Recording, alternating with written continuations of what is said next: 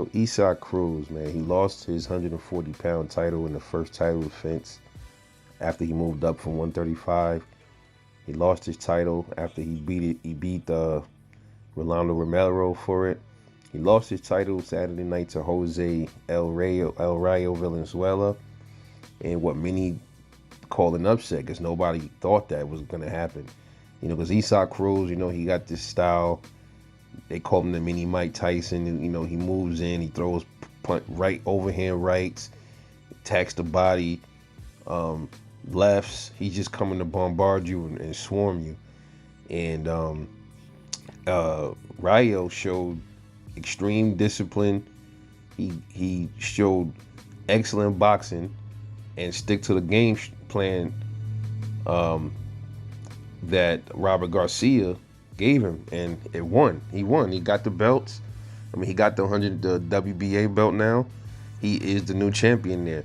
But the question is this the end of Isaac Cruz? Because we know Isaac Cruz started gaining popularity a lot after the Gervonta Davis fight.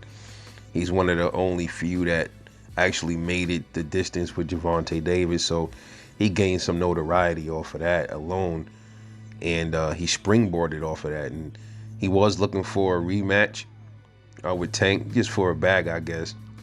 But it looks like if Tank don't do a duck move, it looks like that might be scrapped, or Isaac Cruz Tank rematch.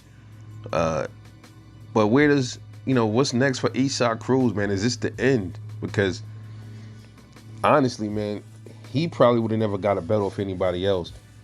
If Rolly didn't have that belt, Isaac Cruz would not have won that belt off anybody else, in my humble opinion.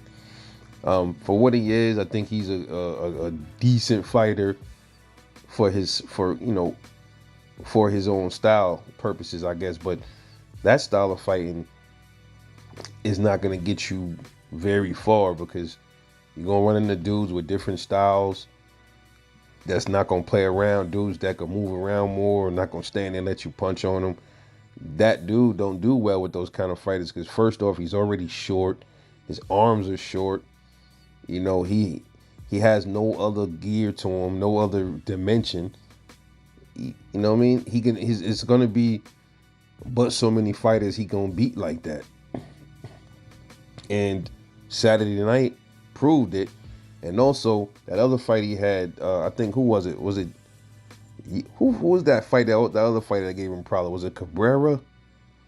And that dude gave him problems, So it's like, okay, he got that belt. It was just a lucky win, I think, man. He just came across at the right time, and it happened to be Rolly that had the belt, and he got the belt off Rolly, and I didn't see him really keeping that belt too long, and I think the best thing for Isaac Cruz right now is to probably go back down to 135 pounds, because at 140, he did get the knockout of Rolly. That's because Rolly, his defense ain't that good, man, but I don't think Isaac's power really carried up to 140. I don't really think it did. He even, like Rayo, I was even suspecting that Rayo was a little chinny, but he clipped Rayo pretty good, and Rayo took it, so I'm more leaning towards Isaac Cruz should go back down and wait. I think 135 is more suitable for him. He can make that. He's a small dude. Down there, does he even, the current champs, we got Shakur. He didn't want to fight Shakur. Obviously, we know why. Tank Davis is a champ. And then you got Lomachenko, and then you got Denis Beranchyk. And out of them four fighters, man, I think the only one he actually has a chance against might be Denis Beranchyk. And that's a big maybe as well, too. You don't even know if he can beat him. So I think unless, somebody that's a person that's going like a stand there and come forward against Isaac type fighter comes along and gets a belt, that's the only way I think Isaac Cruz is going to ever get another belt again, man, because he's not getting it off Shakur. He's not getting it off Tank. He's not getting it off Lomachenko. And I doubt there's a slim possibility he could beat Beranchyk, but I highly doubt it, man. So his it's almost like he has 3 losses, which is not bad.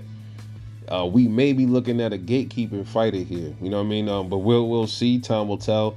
But we'll know in the next few fights if we're looking at a potential gatekeeper in the Isak Cruz. That might be what we might be looking at here, because if he's not doing nothing with nobody at 140, 135 he probably could do some with Barenchik, as I stated, or he's just gonna be restricted to like fighting up and comers and mid tier fighters, man. Uh, with that style, I just don't think he's gonna get far. His power is like mediocre. He has good power, but in his arms, he don't have like if he was taller and had longer arms, he probably would be a little bit more successful against even movers. He can catch him a little bit easier because his arms are longer, but I see him eventually, man, fighting like that though, he gonna get clipped and run into something big by a puncher. I think that's what would happen if he fought Tank too. I think he would probably get knocked out. So in this next fight, if he fought Tank again, and Tank was 100%, he'd probably get stopped. But I think we may be looking at a gatekeeper in Isak Cruz, man. It's just my humble opinion, but this next few fights, I think it'll tell us a lot about where Isak Cruz is headed, man. Just my opinion. Let me know what you think. It's your boy Rebel Life Boxing. I'll catch y'all in the next one, and I'm off this.